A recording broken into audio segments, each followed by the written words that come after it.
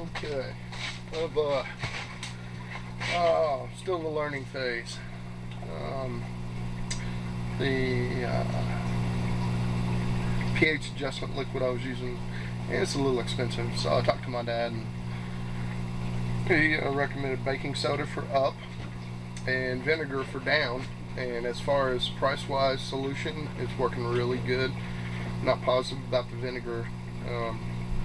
I've got a little cloudy water in one that I've used vinegar in, so I'm still checking on that one. But that's an alternative to using a pH up and down.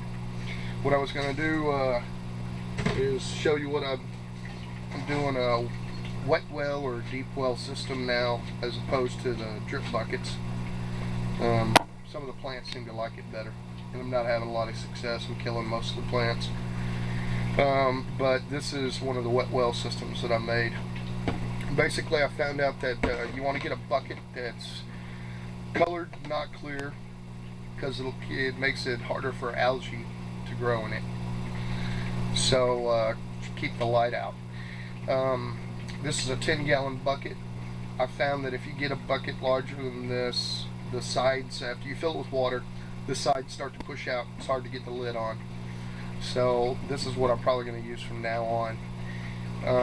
This was Walmart, $5.97 I think, Rubbermaid, 10-gallon, just a regular old tote bucket.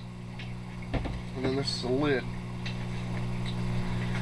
Now the pots that I got, what I did was I went down to the local nursery, and these little guys here were, man, they're almost perfect. And they were, I drilled the holes in it, but they were like 29 cents a piece. It's pretty dang cheap.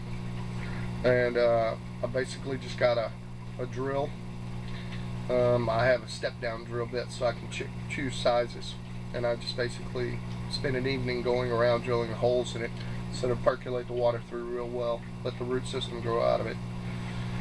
Then I took the lid, put it on top of the lid, see how many of them I could fit.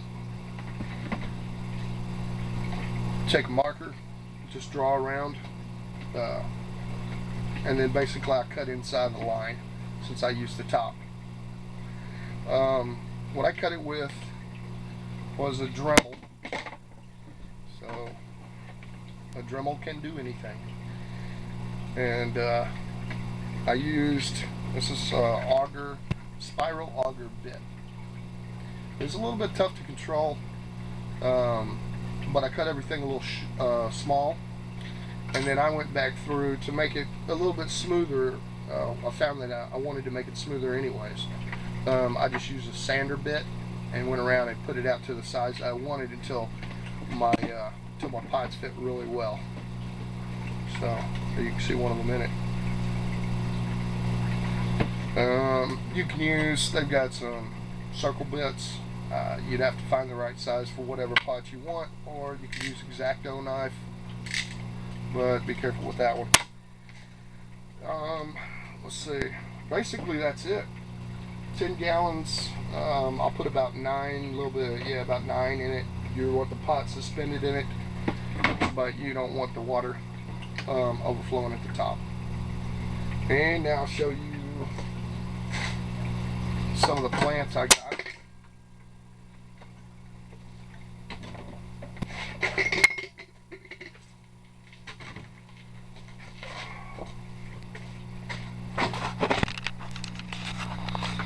This one here, this is my first wet well system that I did. It's a lot bigger. That's 18 gallons.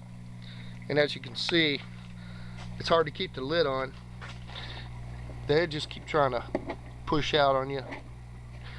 You can't keep it down. These guys are all tomato plants here. These are all clones.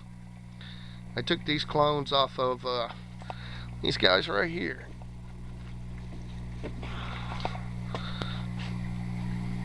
You can see he's pretty chopped up. So I got one more clone coming out at the bottom there that was going to be good. Maybe, no, 2 of them. So those are Super Sweet 100s tomatoes. Let's see if we can see the root system. And you can see the roots are actually starting to grow out of the bottom of the buckets. This was the first one I did, so they've been in the water the longest. I'd say this is right here is running at about 10 days. So, and my cloner is still going good.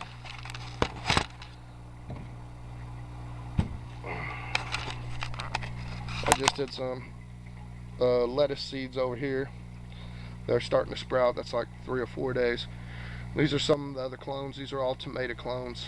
Some of them are early girls, and I think some of them are super sweet 100s. Oh, let me turn the water off. This cloner makes for a really good root system. Let's see if I can tilt it so we get some more light on it. But man, they've got roots growing out, busting all over them. Big one to pull out.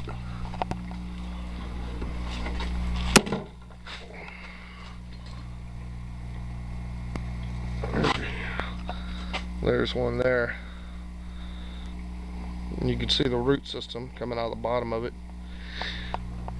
That one's been in there, I think, 7 days. This one here is my newest one I just put in there. It's only been in there about 3.5 days, maybe 4 days. Yeah, 3 days, something like that.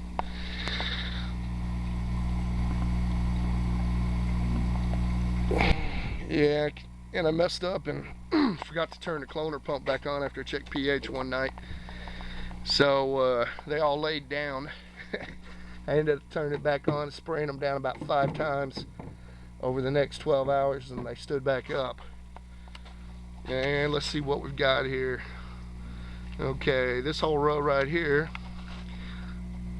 these are all red bell peppers. They seem to like the drip buckets. I'm probably going to leave them in the drip buckets. I'm going to phase most of these drip buckets out and go to a wet well or a deep well system. I just have better success not knowing what I'm doing. And then down here, these guys, these 3, that one there, that one there, and that one there. They're not doing great, but I may change them over to a wet well system. But these are Japanese cucumbers, so it'd be nice to see if they did something. And my tomato, this is one of my seedlings here from seed. Most of my seedlings aren't doing so good. The clones are doing a lot better. I come down here, here are my strawberries. I killed them, dead in the door now. And these guys, these are early girls. The 3 big ones there. I took them from pots, washed the roots real good, put them in the cloner to wash the roots for about 48 hours, and then put them in these pots. And you can see the root system there. They're really looking good. They're only about, well, I don't know, I'd have to go back and check my videos. Here's another one. This is a seedling that's actually, it's jumped up there pretty tall. And then there's another seedling tomato. These are all tomatoes right over here. And this is my latest tub that I just showed you. I've already done 2 of them.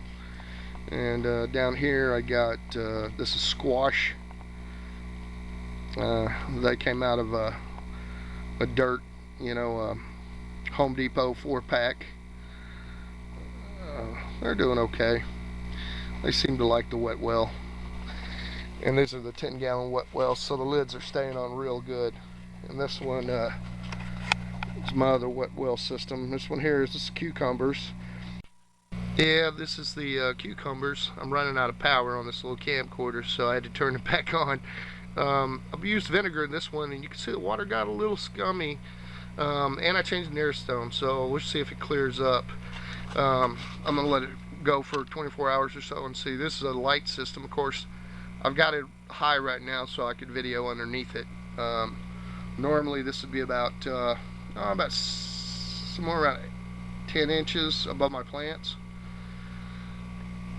So that's it.